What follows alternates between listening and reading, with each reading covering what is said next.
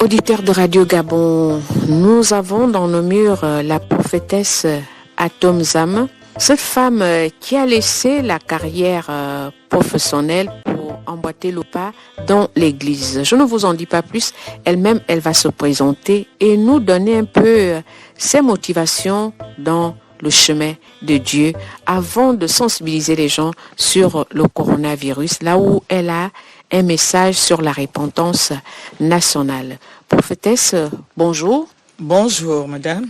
Pourquoi vous êtes sur les chemins de Dieu aujourd'hui? Merci pour m'avoir donné de parler. Effectivement, je suis dans le Seigneur parce que Dieu m'a appelé. Il m'a appelé, ça fait plus de 20 ans que je suis dans le Seigneur.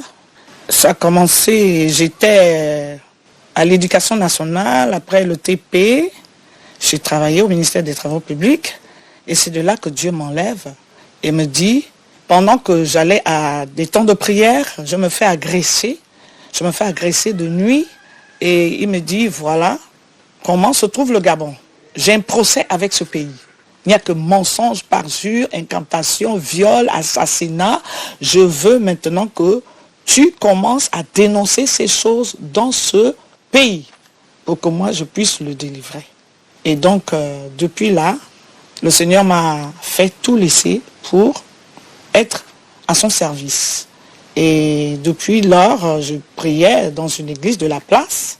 Et c'est de là que le Seigneur me fait comprendre qu'il faille tout laisser, quitter même cet endroit, parce qu'il m'appelle réellement à dénoncer tous les maux qui minent cette nation pour qu'il puisse vraiment guérir cette nation, pour que le peuple puisse se repentir sincèrement, c'est-à-dire changer les comportements, changer leur langage, changer vraiment toutes leurs actions, quitter les mauvaises actions pour revenir à Dieu seul. Et au moment où le coronavirus sévit l'humanité tout entière depuis pratiquement 5 mois, qu'est-ce que vous avez à dire, prophétesse? Ce que j'ai à dire par rapport au coronavirus, en fait, je ne suis pas étonnée du coronavirus. En tant que prophétesse, j'ai été avertie de beaucoup de fois de la venue de cette pandémie.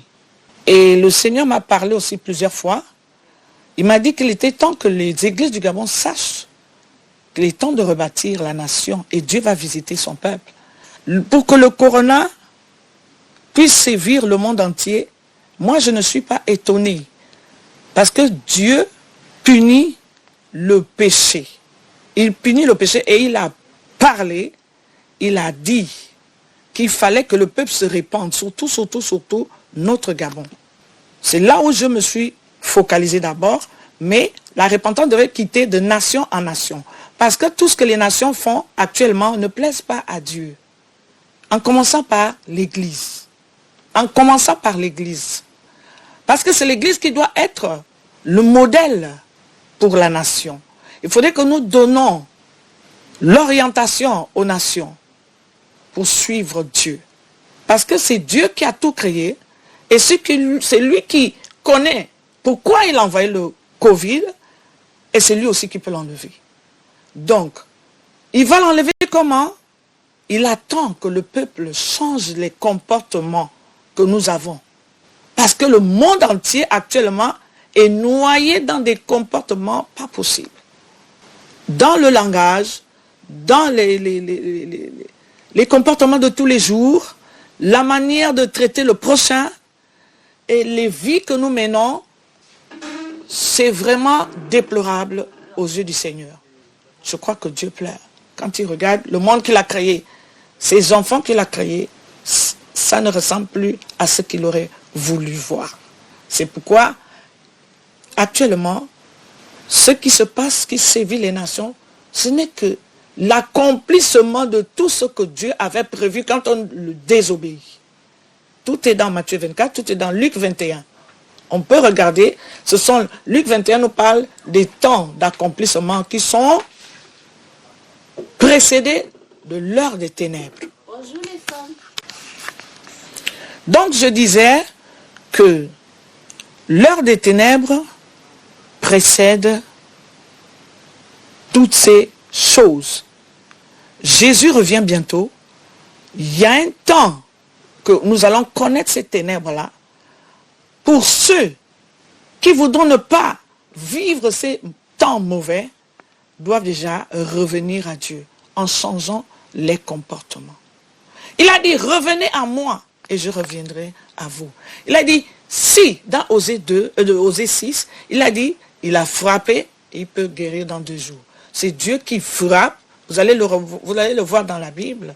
C'est toujours lui, quand il n'est pas d'accord, que les hommes sont dans la désobéissance, alors il amène des fléaux. La sécheresse, les guerres, les maladies, les pandémies. Et pour que toutes ces choses-là s'arrêtent, l'homme doit se tourner vers son Créateur et reconnaître qu'il a fait du mal et se repentir de ses mauvaises voies. Alors la guérison viendra. C'est ce qu'il a dit d'ailleurs dans 2 Chroniques 7, 14. Si mon peuple, sur qui est invoqué mon nom, s'humilie, prie et cherche ma face, et s'il se détourne de ses mauvaises voies, alors je pardonnerai son péché et je guérirai son pays.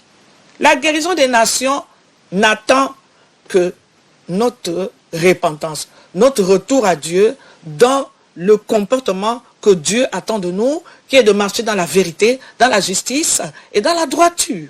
Mais prophétesse, est-ce que les leaders religieux eux-mêmes ne sont pas aussi des auteurs des dîmes?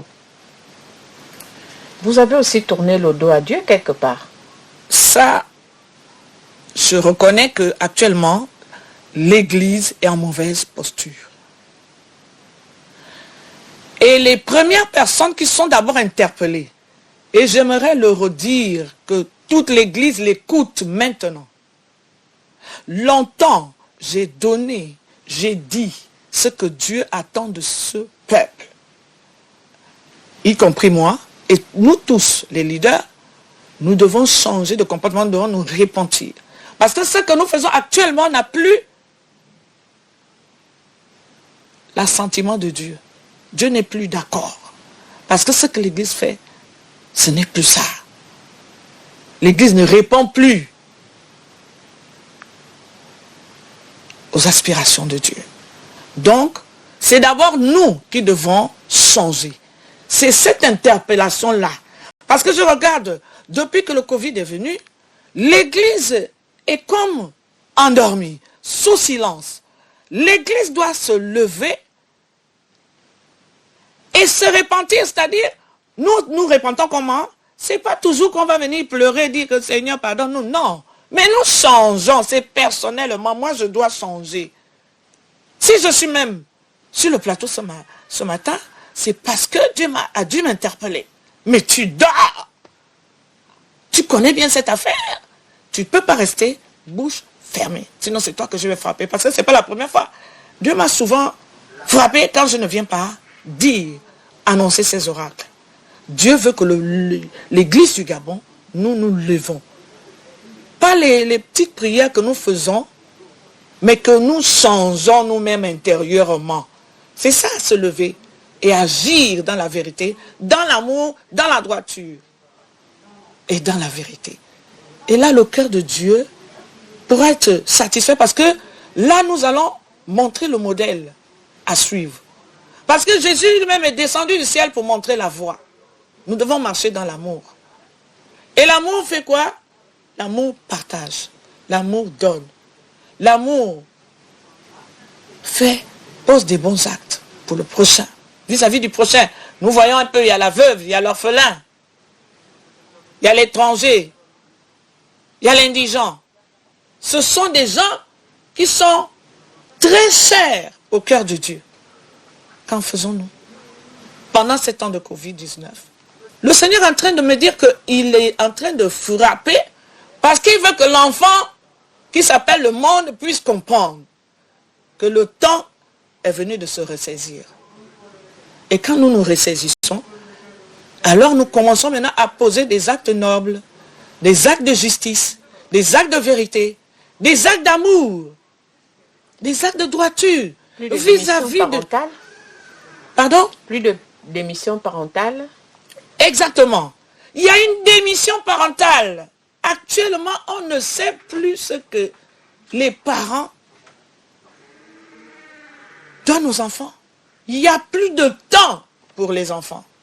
Et voilà pourquoi Dieu a amené que les parents puissent un peu se ressaisir, avoir un peu du temps avec la famille, l'épouse avec son époux, la maman avec les enfants, regarder un peu les devoirs qu'on n'avait jamais regardés, et pour avoir une ambiance familiale, d'amour et de paix.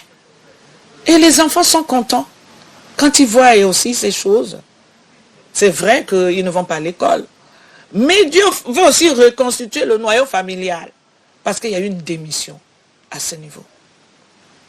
Ça, on ne peut pas dire le contraire. Prophétesse, pendant ces moments de confinement, comment vous-même vous l'aviez vécu? Confinement total et confinement partiel. Comment vous l'aviez vécu avec vos fidèles? Nous sommes là. On continue de... Nous avons un groupe. Nous continuons de partager la parole. Nous faisons des prières. Nous continuons de donner le message à nos fidèles. Il y a le groupe et chacun prend le message au moment voulu ou bien parfois des messages d'ensemble. Il y a aussi des prières d'ensemble que nous faisons. Nous donnons le thème et puis les gens continuent à prier dans leur maison. L'essentiel, c'est de garder la communion personnelle avec Dieu. Parce que la Bible dit, Dieu lui-même a dit dans Jean 15, sans moi, vous ne pouvez rien faire. Donc, même en confinement, que ce soit total ou partiel, ce que Dieu aurait voulu, c'est ce qui se passe maintenant. Parce que beaucoup aussi, nous allons à l'église. Mais on écoute juste la parole, ça rentre ici, ça sort de l'autre côté. On ne met rien en pratique. Le Seigneur m'a dit que l'église du Gabon ne doit même pas chercher la parole de Dieu. Parce qu'on a déjà écouté. Ça, c'est ce que Dieu m'a dit. Qu'on a déjà écouté toutes sortes de paroles. Ce qui nous reste à faire, c'est la mise en pratique. D'où poser les actes. Parce que la repentance aussi, c'est poser les actes. Poser des bons actes. Et nous voyons depuis que nous sommes confinés, il y a moins de dérapages. Dans les familles, on n'entend plus qu'il y a viol ou vol par-ci. Parce que ce qui se passe dans les églises actuellement, non. Et même les braquages, on n'entend même plus toutes ces choses. Parce que chacun est dans sa maison, en train de s'occuper de sa famille. Et dans la prière, en commençant par la prière, et le reste suit, nous donnons le reste des soins aux membres de nos familles. Ce qui veut dire que vous encouragez les autorités gouvernementales. Mais bien sûr, le Seigneur m'a dit, avant même que le corona, parce que toutes ces choses-là, j'ai vu ça avant que ça arrive. Pourquoi vous n'avez pas attiré l'attention des uns et des autres? Mais l'année passée, je suis passée ici, j'ai parlé de la repentance. Les gens n'ont pas compris. Ils n'ont pas voulu prendre en compte. J'ai parlé aux autorités, j'ai parlé ici, c'est à la chaîne 1 ici, c'est pas ailleurs. Dans des émissions de, je ne sais plus comment on appelle ça, et dans les églises. Mais les gens ont pris ça comme si c'était la rigolade. Que si on ne serait pas, Dieu va frapper. D'ici avant la fin de l'année, Dieu va frapper. Et Dieu a frappé. Prophétesse, parce que peut-être vous n'avez pas dit qu'il y a un virus qui arrive, ce sera le coronavirus. Non, je n'ai pas parlé dans les détails. Je n'ai pas parlé du coronavirus. Mais le Seigneur m'a montré toutes ces choses. Mais il fallait dénoncer aussi, il fallait décrire.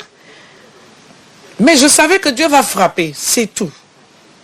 Mais là, parce qu'il m'avait montré comment les écoles commençaient, un mauvais vent rentrait et que les écoles commençaient à se fermer. Les gens fuyaient, par exemple, il m'a montré le lycée Léon-Bas, les gens fuyaient plutôt par le derrière et ils partaient. Donc, il m'a montré là. C'est pas aussi l'occasion pour vous, lorsque vous voyez cela, vous allez dans ces établissements, vous allez dans ces lieux prier. C'est pas ça le rôle d'une prophétesse? Nous faisons ce travail, madame. Nous allons partout. dans les écoles, dans les marchés, dans les hôpitaux, dans les prisons. Nous allons nous sensibilisons partout. Non, je parle dans le cadre d'une sensibilisation, on peut dire... précise. Précise, hein. Ah. Bon, il fallait le faire, il fallait casser la barre. Je n'ai pas vu que c'était... Je ne peux pas dire qu'on m'a dit coronavirus, non. J'ai vu comme une fumée noire qui rentrait dans l'école. Et les gens fuyaient par le camp de boy, ils partaient. Il y a plusieurs avertissements que j'ai eu dans ce sens. Ouais. Et voilà, ces choses sont arrivées. Parce que ce qu'il m'a dit, c'est qu'il devait frapper s'il n'y a pas de repentance nationale. Et il m'a dit aussi que nous préparons, au même moment que je voyais cette fumée-là rentrer dans les écoles, il me disait, il y a une guerre qui se prépare. Et quand j'entends les gens dire, nous sommes en guerre contre un ennemi visible, je dis, c'était la guerre qui arrivait. Donc, j'ai sensibilisé à un niveau. Maintenant là, je suis encore venu sensibiliser parce que j'avais, depuis que on a ouvert l'espace média, je suis là, je dis Seigneur, je ne veux pas me précipiter, aller forcer quelque chose, même si les gens parlent. Mais il faut que toi-même, tu m'ouvres la porte, tu me dis, c'est le moment. Et c'est ce que Dieu a fait. Là, il m'a interpellé fortement de venir parler de cette repentance nationale que Dieu attend. Le Gabon est le centre spirituel de l'Afrique. Si nous nous réveillons, nous nous repentons, alors toute l'Afrique sera sauvée. Le diable ne peut pas noyer l'Afrique. C'est faux. Le Seigneur m'a donné un message sur l'Afrique. Il m'a donné un message.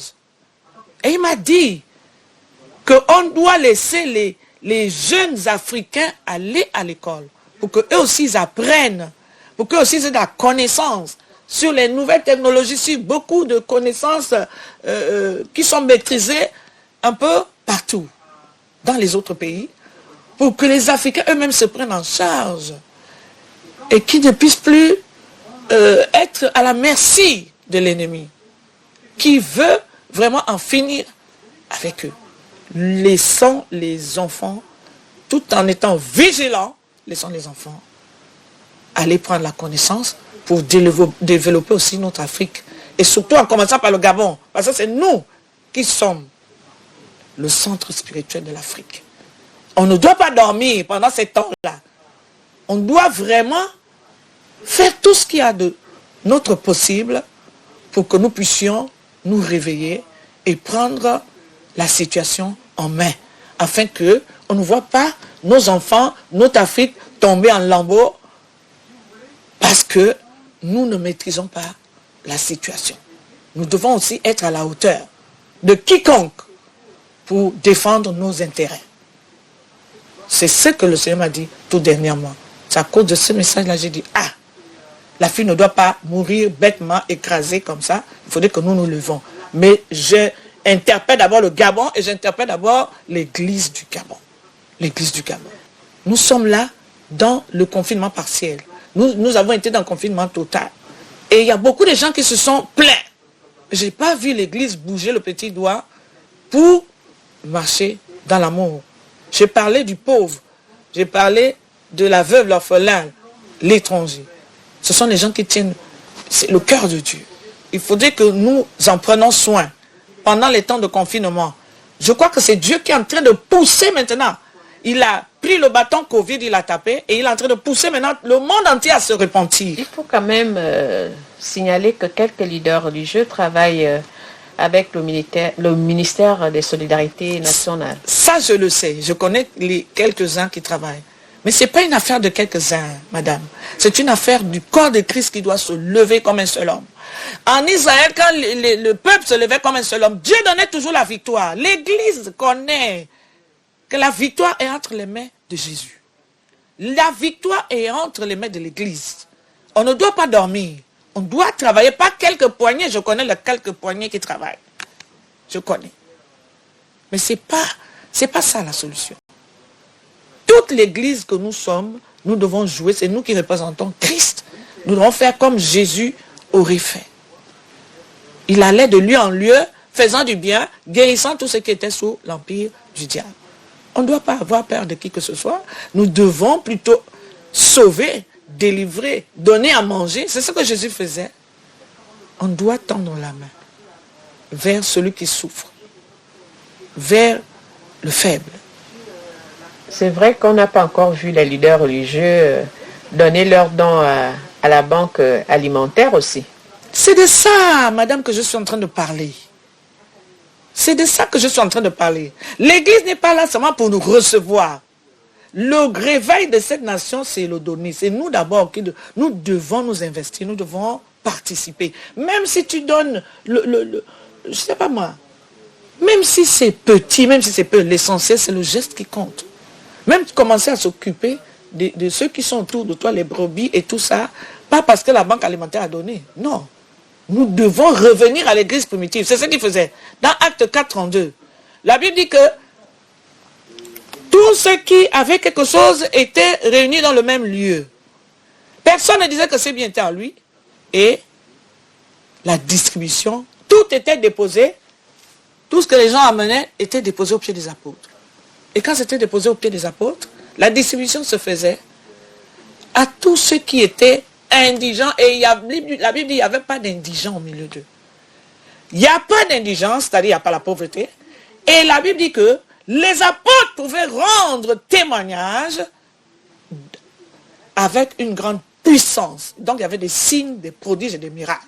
Il y avait spirituellement la main de Dieu qui agissait. Il y avait physiquement aussi les gens qui pouvaient trouver leur compte sur le plan social. C'est de ça que l'Église, c'est de ça que je parle. C'est ce que Dieu veut, attend de l'Église. La repentance, c'est ça. Revenir à l'amour, marcher comme Jésus avait lui-même marché.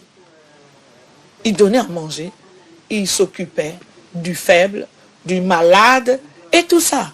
C'est pas là. Je bénis déjà Dieu. Je loue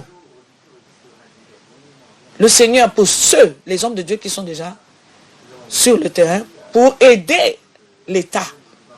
Ça, je bénis Dieu. Je ne peux pas dire que c'est pas négligeable. Ils font un grand travail. Mais c'est une affaire du corps de Christ, de toute l'Église, qui doit jouer son rôle.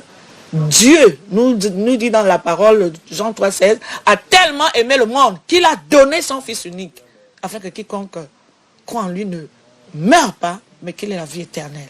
Donc, le donner apporte la délivrance. Il faudrait que nous nous réveillons. On nous a dit de ne plus prêcher dans les églises. Ok. Mais ça ne nous empêche pas de prendre quelque chose qu'on a pour donner à notre prochain. Parce que l'église du Gabon doit rentrer dans la phase des actes. Il y a eu l'enseignement que Jésus a donné aux apôtres. Et puis après, ils sont rentrés. Quand Jésus est monté, il a dit, faites ceci en mémoire de moi. C'est un message codé. Jésus a dit, ma nourriture, c'est de faire la volonté de Dieu et d'accomplir son œuvre. La nourriture de Jésus, c'est faire la volonté de Dieu. La volonté de Dieu, c'est quoi? C'est prêcher, c'est donner, c'est délivrer, c'est guérir. Donc nous pouvons faire le reste des choses là, guérir une seule personne qui est malade, on t'appelle, il y a tel qui est malade, tu pars ou il vient te voir, tu pries pour la personne, il part. C'est le moment où nous devons impacter. On ne doit pas rester dans les coins en train d'avoir peur de quoi, je ne sais pas, ou bien de penser que nous ne sommes pas capables. Nous sommes capables. L'Église est capable. Dieu nous a donné le Saint-Esprit. L'Église a la puissance de Dieu. Nous avons le nom de Jésus. Pour faire le bien à l'humanité. Ce n'est pas le moment où l'Église doit dormir. Je suis venu interpeller l'Église. Je suis venu interpeller un leader. Parce que nous sommes tous restés là à prendre les dîmes et les offrandes et mettre dans les poches. Vraiment que Dieu nous pardonne. Personnellement que Dieu nous pardonne. Même si je ne prêche pas, je ne narre pas les gens, mais nous tous, nous sommes fautifs. Quelque part aussi, j'ai quand même abusé d'une brebis. Je ne m'enlève pas dedans. Nous sommes tous dans le même pied d'égalité. Et nous devons nous repentir. C'était maintenant plus votre champ d'évangélisation. C'était plus guérir les malades, reconstruire et réconcilier les familles. Bon, je vous assure, l'Église, on a quelque part fauté. Parce que ce que Dieu attend de nous, ce n'est pas. Alors que vous êtes les premiers visionnaires d'une nation. Ce n'est pas ce que Dieu attend de nous, ce n'est pas ce qui se passe dans les églises actuellement. Donc s'il a aussi dit de fermer les églises, il sait. Il est en train de nous faire renaître un peu de nouveau. Chacun est en train de revoir sa vie. À quel niveau il a fauté. Moi, je ne suis pas exempt. Nous sommes tous au même pied d'égalité. Nous avons tous fauté. Nous avons fait un peu faux pas. Il faut dire que nous revenons à nous-mêmes pendant que nous sommes en communion avec Dieu. Le Seigneur avait dit, je l'appellerai au désert et je parlerai à son cœur. Quelque part, Dieu est en train de parler à nos cœurs. Le coronavirus vous a aussi aidé. Hein? Mais c'est ce que je suis en train de dire, que pendant le coronavirus, on ne peut pas, on doit se rattraper. On ne doit pas rester sans rien faire. Le coronavirus, moi je peux même dire bienvenue au coronavirus, parce qu'il est venu un peu arranger aussi certaines situations qui étaient déjà déplorables de partout. Le coronavirus, sa présence a amené les gens à se tranquilliser. Le soulard qui boit dans les bars, même il y a des pasteurs soulards, il y a des pasteurs débauchés, il y a des pasteurs, je ne sais pas, excusez-moi du mot, il y a toutes sortes de mots dans le corps de Christ. Mais ça nous amène à nous remettre en cause. Parce que, même actuellement là, on est en train de réfléchir, beaucoup sont en train de comprendre les erreurs. Nous sommes en train de comprendre. Moi j'ai dit, c'est à cause de Dieu, il m'a réprimandé. Qu'est-ce que tu fais là, dormir? Tu dois aller parler. J'ai mis quelque chose dans ta bouche et dans ton cœur. Tu connais ce que tu dois dire pour aider une personne, pour aider quelqu'un. Donc, actuellement, nous devons, la repentance, c'est changer et poser l'acte qui plaît à Dieu. Parce qu'on a trop posé des mauvais actes. Les hommes de Dieu qui, comme je venais d'entendre, qui a accouché la fille de la nièce, vraiment des choses terribles, des choses horribles, qui se passaient maintenant dans les églises. Et toutes ces choses-là, si ça se passe dans les églises, et que nous sommes des pasteurs, ça veut dire que le chemin que nous montrons aux hommes n'est pas bien. Parce que la nation entière suit l'exemple de l'église. Et nous voyons tous ces dérapages dans la nation. Il y a la pédérastie, il y a des choses, la pédophilie, il y a des choses pas possibles. Or qu'on devait, tous ces gens-là sont dans l'église, ils sont dans l'église, dans le bâtiment, mais ils ne font pas partie du corps de Christ qui va être enlevé le dernier jour. Donc, nous devons réellement naître de nouveau, changer véritablement de comportement, afin que les temps de rafraîchissement viennent sur nos propres vies. J'ai dit, je ne m'enlève pas de ce groupe. C'est nous qui donnons la direction au peuple. Si notre direction a mal donné, la Bible dit, si tes yeux sont ténèbres, combien grandes seront ces ténèbres? Il faudrait que nous voyions et nous posons les actes que Dieu veut.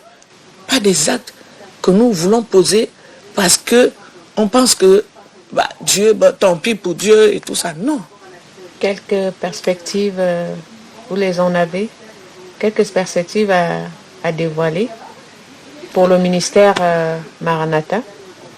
Nous, en ce qui me concerne, si c'est pour le ministère Maranatha, je dis nous travaillons sur le terrain, beaucoup sur le terrain. Nous sommes à la prison, nous allons dans les marchés, nous allons partout.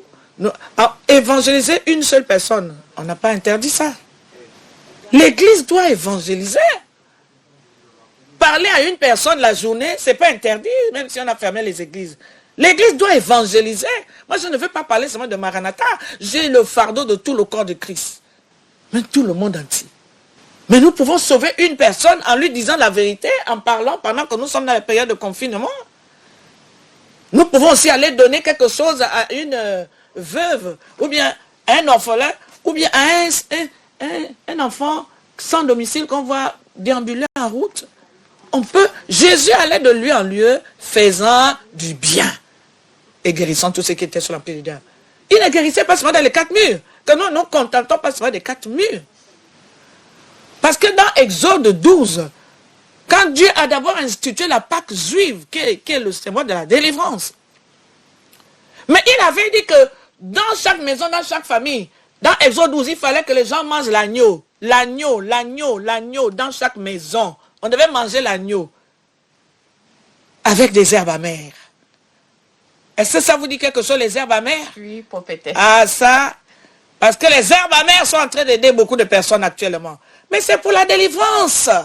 Il fallait manger l'agneau avec les herbes amères pour avoir la délivrance, pour sortir de toutes ces tracasseries de l'époque. Et pendant que les gens le faisaient, ils étaient délivrés. Mais d'autres qui ne le faisaient pas, l'ange exterminateur venait et frappait dans ces maisons. Et il y avait des morts. Donc, moi j'ai dit, on doit aussi évangéliser. On peut manger l'agneau, c'est-à-dire, bon, quand je parle de manger l'agneau, peut-être tout le monde ne peut pas comprendre. Manger l'agneau, Jésus est l'agneau de maintenant. L'agneau pascal, c'est Jésus. Donc, on peut passer du temps dans la famille à lire la Bible, puisqu'il a dit que ma nourriture, c'est de faire la volonté de Dieu. Donc, quand je lis la Bible, je prie pour quelqu'un, je suis en train de manger là, spirituellement. Donc, ma nourriture, c'est de faire la volonté de Dieu et d'accomplir son œuvre. Alors, quand je le fais, même dans ma maison, je suis en train de faire la volonté de Dieu. Mais quand je fais aussi en route, je n'ai pas trahi quelqu'un. Je parle à une personne que Jésus est vivant, il peut te sauver, il peut te guérir, il peut t'épargner du coronavirus. Jésus est la solution. Il faudrait que tu prennes Jésus dans ton cœur. C'est ça. Jésus, c'est la solution de l'humanité. On ne peut pas changer ça. Parce qu'on ne peut pas changer ça. C'est lui qui est venu mourir pour que l'humanité soit sauvée. Sauvée de tout. Même coronavirus qu'on n'avait jamais entendu parler. Jésus nous sauve du coronavirus. Donc nous poussons aussi l'église. Maranatha, nous prêchons l'évangile. On parle, je peux parler à quelqu'un, je parle à quelqu'un. Je n'ai pas vu dans les mesures barrières que ne parlez pas à quelqu'un. On parle, on avertit que Jésus peut te faire du bien, il peut te sauver. Donc, on vous a interdit les attroupements. Voilà, les attroupements. Oui. Moi je dis, quand tu parles seul à seul avec quelqu'un, ça c'est pas un attroupement. Non, vous respectez la distanciation, c'est bien. Voilà. Donc tout le reste là, on respecte tout ce que l'État a dit, c'est tout à fait normal. Je dis bien que Covid-19 est venu aider les hommes à se ressaisir de toutes leurs déboires, tout ce qu'ils sont en train de faire qui ne glorifie pas Dieu. Tout le monde est en train de se dresser. Le soulard ne sait plus où boire la bière. Il ne connaît plus aller s'asseoir au Mosongo. Tout ça là, ça aide la maman qui est au foyer. La maman est contente. Parce qu'elle voit, même les pasteurs qui exagéraient, les veillées de prière et excès on ne voit même plus les enfants ni la famille. Je crois que tout le monde se retrouve au point de départ en famille. Il fallait manger l'agneau en famille. Donc on peut aussi le faire là, et Dieu nous écoute. Et quand tu sors, tu peux avertir une personne. C'est vrai qu'on a mis les caches-nez. On n'a pas dit que... On ne nous a pas cousu la bouche. Tu peux toujours parler à quelqu'un. Et la personne là peut aussi recevoir sa guérison, sa délivrance, son salut. Et recevoir Jésus serait la meilleure pour toute personne qui veut aussi quand même éviter le coronavirus. Parce que Jésus, s'il a guéri beaucoup de malades, moi je ne pense pas que c'est le Covid-19 que Jésus ne peut pas guérir. Quand même. Il a guéri toutes sortes de maladies et il continue de les guérir. Moi, mais je suis un témoin de beaucoup de miracles que Dieu a fait dans ma vie et ce qu'il fait au travers de mes mains. Donc, c'est pas ça là. J'en connais des personnes qui bon, Dieu fait, il fait encore. On doit faire confiance à Jésus. On doit faire confiance à Jésus. C'était là les propos de fin d'entretien de la prophétesse Atom Zam dans notre studio aujourd'hui, dans le cadre des sensibilisations, des messages de sensibilisation pour mettre fin à la pandémie du coronavirus au Gabon. Sauf si la prophétesse avait encore quelque chose à ajouter.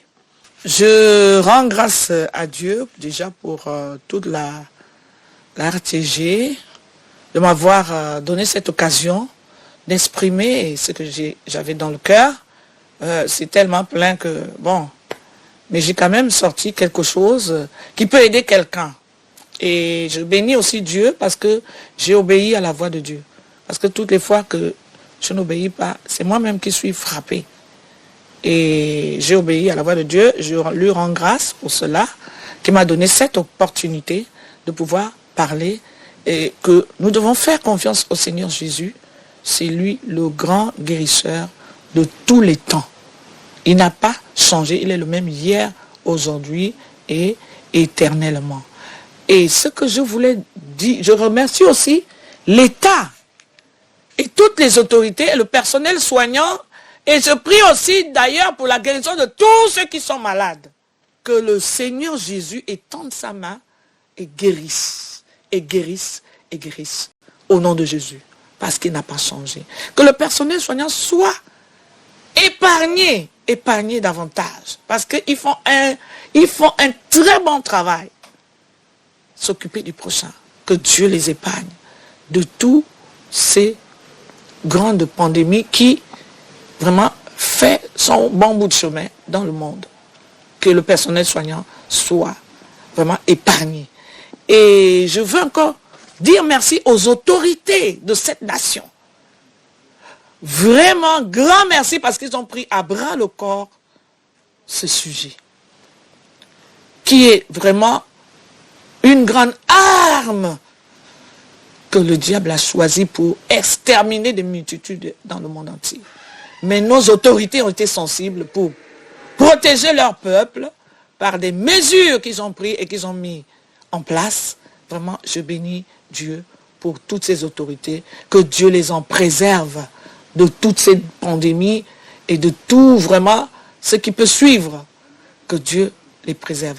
Et je prie Dieu qu'on puisse vraiment réfléchir sur la repentance nationale. D'ailleurs, beaucoup des États ont déjà emboîté le pas.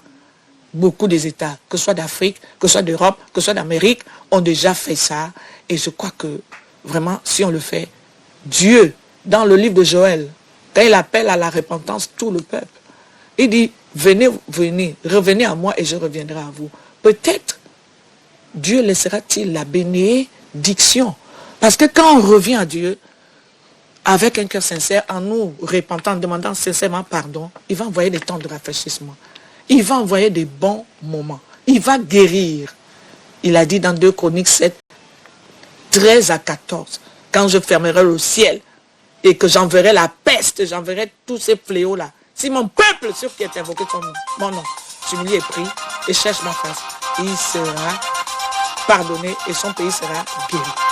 Donc je bénis Dieu pour les autorités de ce pays qui ont pris ce problème à bras le corps et qui ont mis des gestes barrières et qui se battent pour vraiment arrêter ce fléau qui ne prenne pas des proportions dans notre pays. Mais j'aimerais vraiment encore demander, supplier vraiment les autorités de cette nation à comprendre l'importance de la repentance nationale dans notre pays.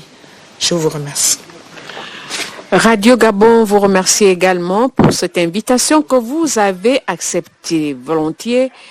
Toute l'équipe des programmes de Radio Gabon et Roland Sylvanie Andem, Julien Makita à la réalisation vous disent également merci, prophétesse Atom Zam. À très bientôt.